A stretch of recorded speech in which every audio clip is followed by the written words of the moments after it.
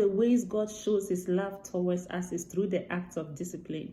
If God has embraced you as his child and then he has accepted you, he will definitely discipline you.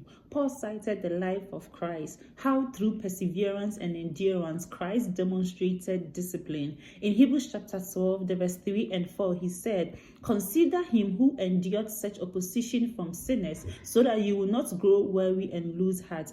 In your struggle against sin, you have not yet resisted to the point of shedding your blood." One thing that discipline does for us is that it keeps us away from the path of the ungodly or the sinful path. It helps us to deny the body of certain things so that we can remain consecrated. And when you read Hebrews chapter 5, he goes on to say, "And have you completely forgotten his word of encouragement that addresses you as a father addresses his son? It says, 'My son, do not make light of the Lord's discipline, and do not lose heart when he rebukes you, because the Lord disciplines the one he loves, and he chastens everyone he accepts as his son.'"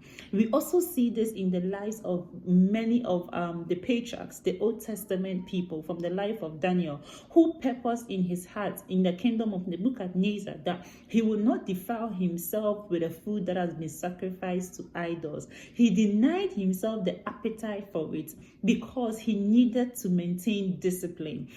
When you also read further about Shadrach, Meshach, and Abednego, and then they decided that they would rather go through fire than conform and have their own comfort by bowing down to the image of Nebuchadnezzar.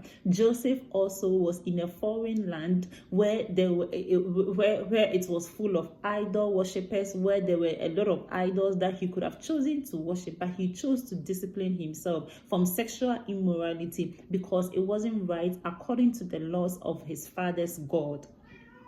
Meditate further on this.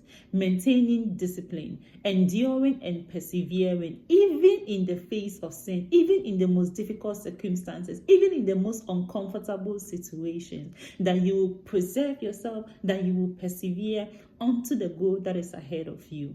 God bless you.